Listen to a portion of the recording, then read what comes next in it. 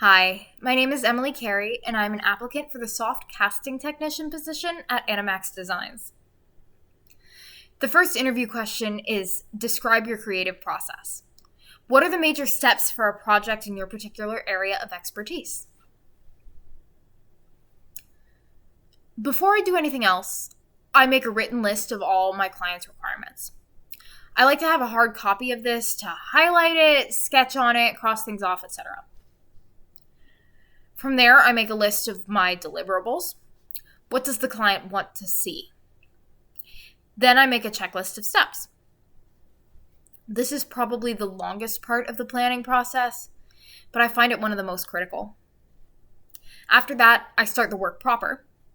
I always begin with conceptual sketches. I like to envision the finished product before I touch any materials. I use those conceptual sketches to make a more detailed list of steps.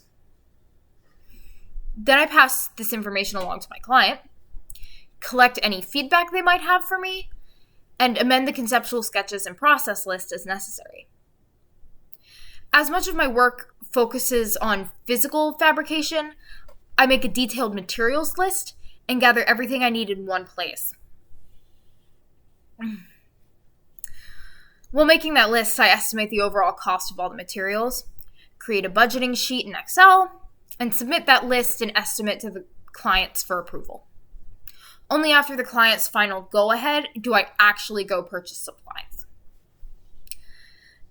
Then I record my actual spending and add it to the cost of the materials I already have, and use that information to calculate a much more accurate estimate for the cost of the project. I keep my client abreast at this stage too. Then I begin constructing the piece. I draw orthographics for the piece I intend to make and use those to nail down the proportions for armature construction. And then I map out joint positions and stiff portions to lay out the armature pieces and lay it all out over the two-dimensional map.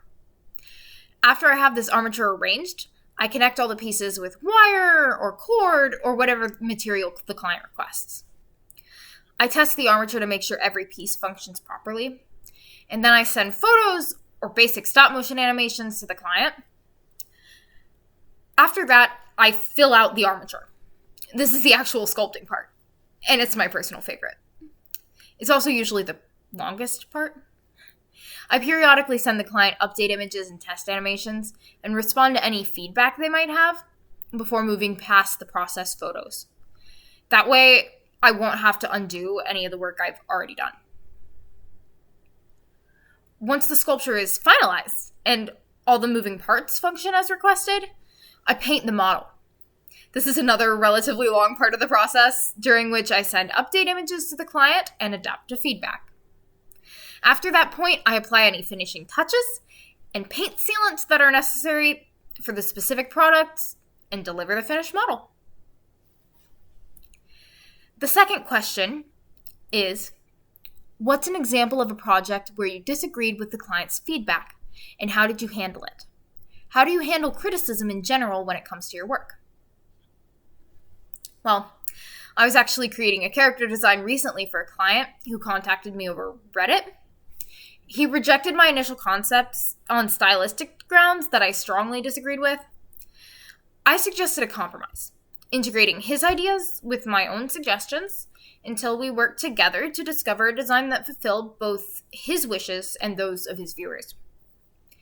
In general, I take into account criticism of my work from a variety of sources and try to synthesize those ideas that make sense with my knowledge of design principles to create a product that pleases the broadest audience. That experience actually went rather well, and we both communicated professionally and clearly until we found a design that satisfied my client's needs. The third question is, let's say someone tells you to design something without any or with very little context beyond a project prompt. What do you do? This is where a deep analysis of the prompt and the client comes in. If I have very little context, I have to look at the designs that my client has historically approved to get an idea of their aesthetic choices. As I create my project lists and sketches, I would remain in constant contact with that client. A project with very little context would simply require more research into the client's background and history and more feedback from that client as I go through the process. That should be all for now, but if you have any questions or concerns, feel free to contact me at epat.carey, that's epat.carey @gmail.com, or leave a message on my phone at 321-543-1863. Thank you very much for this opportunity, and I look forward to speaking with you in the future.